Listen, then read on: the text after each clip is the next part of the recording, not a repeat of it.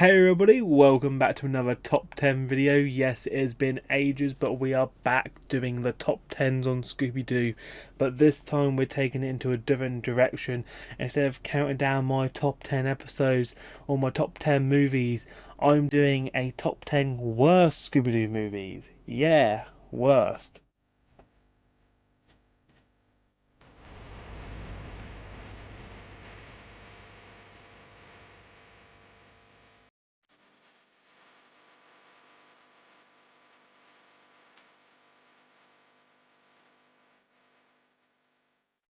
So before we get straight into this one, I got a comment recently asking me what were my top 10 worst Scooby-Doo movies. And at the time, I couldn't really think of 10 because when you take a look at all the Scooby-Doo movies that have come out, there hasn't been any one that's been bad. Well, there are a few, okay, which would make a top 5 list easily. Let's just point it out. I can list a top 5 straight away.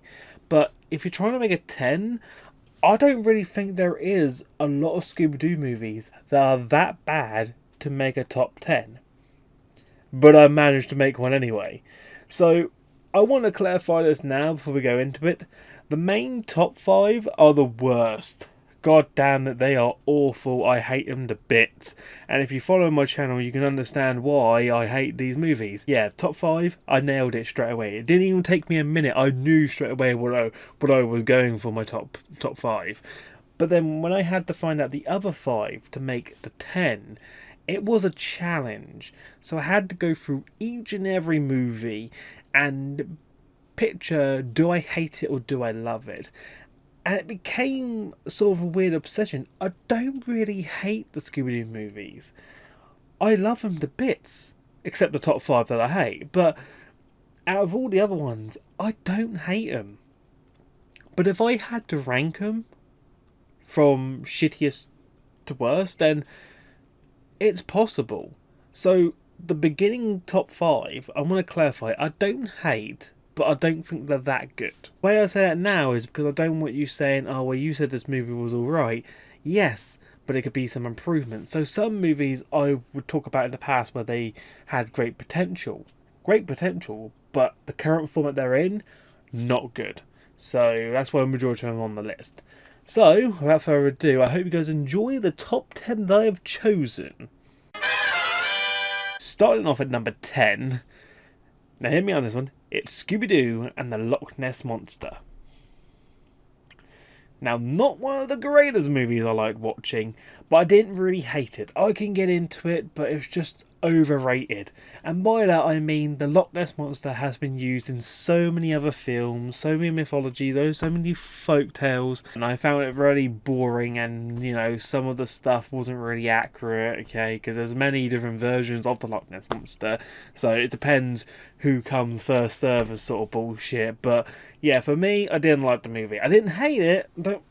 Don't get confused. When I hate a movie, I'll let you know I hate the movie, but I don't think it was great. So I'll put it at number 10 for just this reason of not being good. And it might just be a personal thing, but it's on there. Number 9 on our list, okay, and this is another one that I don't hate, but I just really didn't get into it, and it's The Legend of the PHANTOSAUR.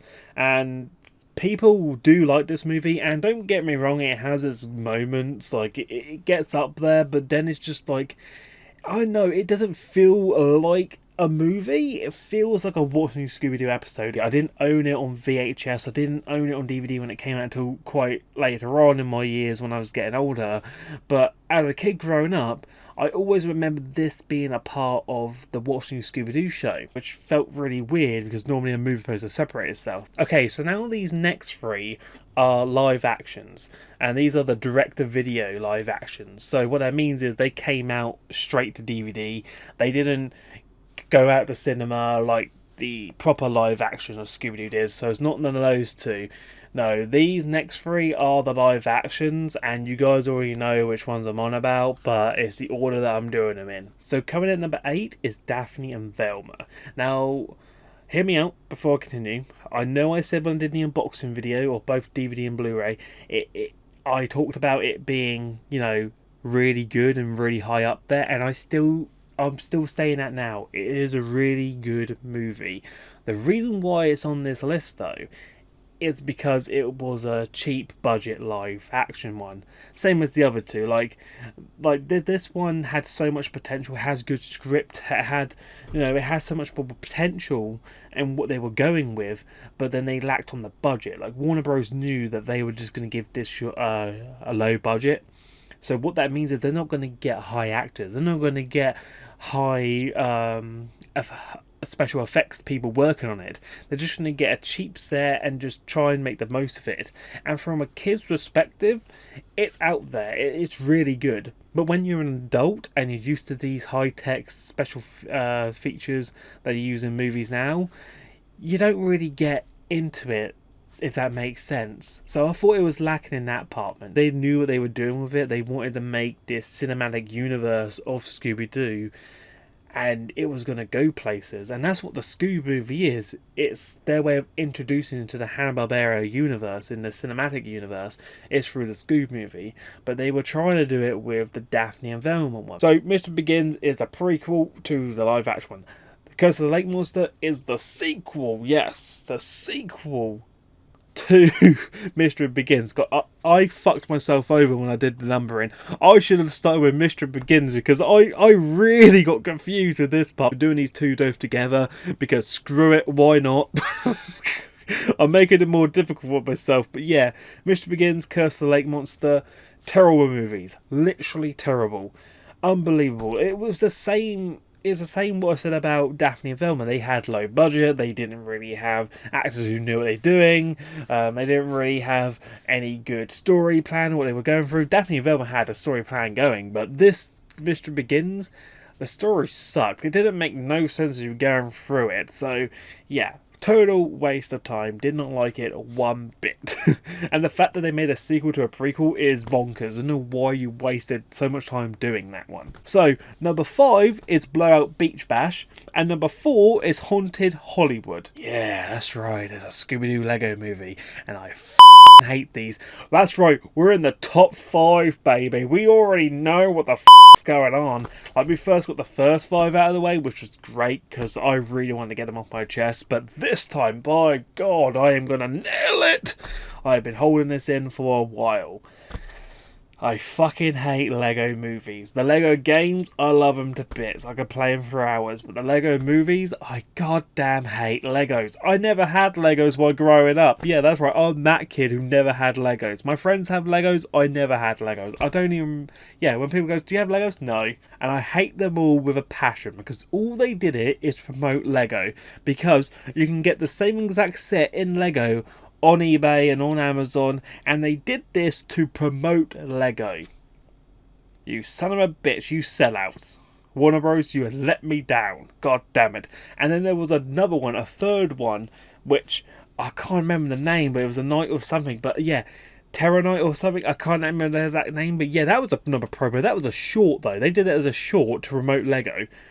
But you could tell straight away that this was to promote Lego. Why would you do a Scooby-Doo Lego if you're not going to promote Lego? And if you buy the Haunted Hollywood, you get a Scooby-Doo Lego figure.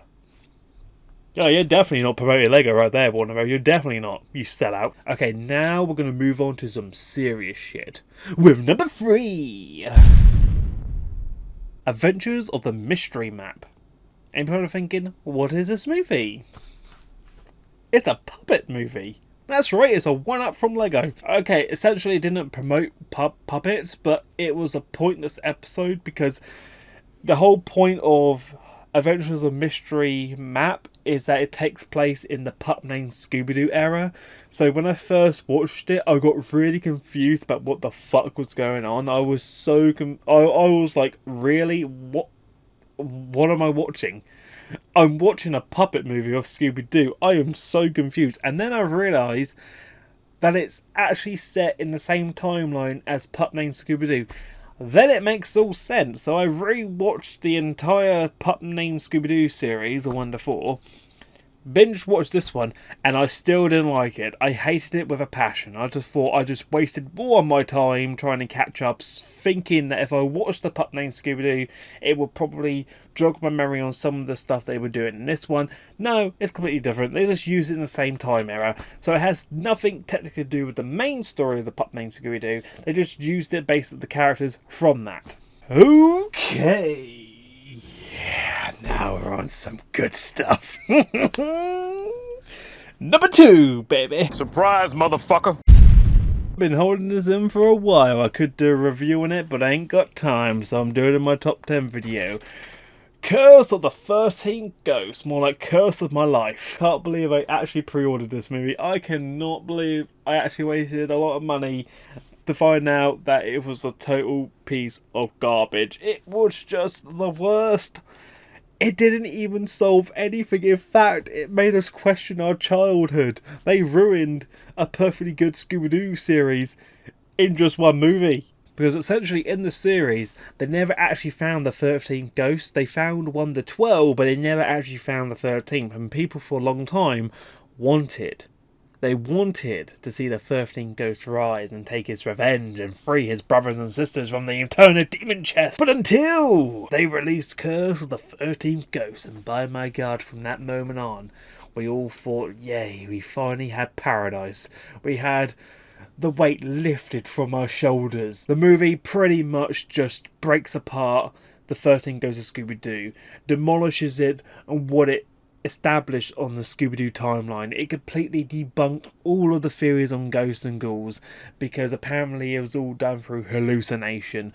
But we did get some good stuff out of it though. We had some backflash from the past. We had some good stuff with Vincent Van Gogh, where we saw his childhood and how he became possession of the demon chest, and that he was the one who opened it to begin with. Then he had to reseal them all. Then Shaggy was the one who opened it. Then he had to reseal them all. But then they had to come back because apparently they weren't done with their quest yet, and then Shaggy and Scooby were terrified because they stopped being mystery solvers, and then they actually go there, and then they actually find out that Vincent Van Gogh doesn't have his mojo no more. They completely go do it, debunk downhill from there.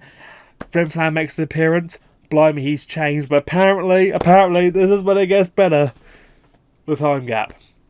Guess how long they claim, someone at Warner Bros. Claimed that the timeline between this movie and the series was.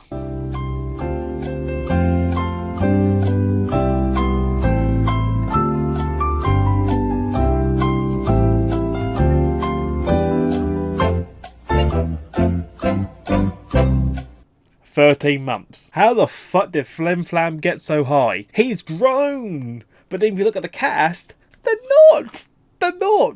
And essentially, if you go by Mystery Begin, Shaggy is a year older than the rest of the gang because he got held back a year.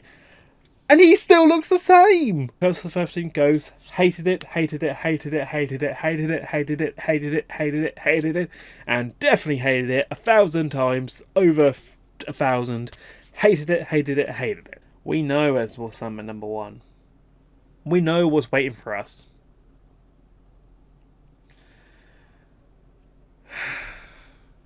Fuck me.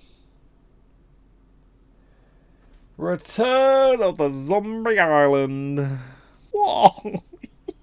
Why? It was so shit. It was. It had nothing compared to the original. If you guys don't remember, Zombie Island was one of the most favourite Scooby-Doo movies of all time, and still is to this day. That nice dark tone to it, it had good humour in it, it just had so much detail in the artwork, so much detail in the zombies, it had cat people, or werecats you have to call them. It had such a good, strong, story-driven base, and it just picked up so well that even the opening cutscene, it was just an entourage to the actual film. That's how great it was. It had everything down to the perfect speck of detail, and it was just done so superb. And then we got this. Are those cats? No! Those are cat people!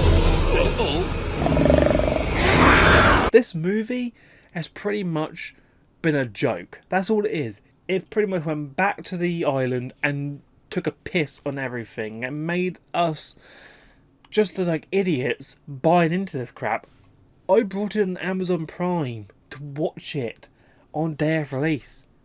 I ordered it on DVD. And you know what the worst thing is? This had an early screening. Yeah, it had an early screening, alright. It had an early screening, and everyone said, oh, it was alright. Yeah, it was good. Fuck off, mate, you made us waste our money. I wish I went to that screening so I didn't have to wait in agony for a piece of shit. I look like an idiot. People watching my videos thinking, people who went there watching my videos were like, oh, mate, this guy's going to be heartbroken. Oh, he's going to cry himself. He's not going to sleep for weeks. There is nothing good about Return to Zombie Island. I can't think of one good thing. Not one. It's shit. The zombies look terrible. If you compare them to Zombie Island zombies, to Return to Zombie Island zombies, you can see that the OG original had so much detail. It's like it took care in doing each frame by frame. In this movie, they didn't really care about making the zombies look like actual zombies. They just wanted to get it out there as soon as possible. And then you got the werecats. When you saw the werecats, they looked terrifying in the original. But in the new Return to Zombie Island, they didn't look intimidating at all. One fart would scare them away. I didn't really see the point of having them. And there was 3 of them. And they made them all look like cute and cuddly critters. Maybe I should just join a podcast so I could spend hours just talking about how much I hate these movies.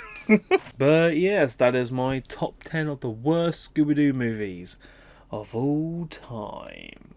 Sort of.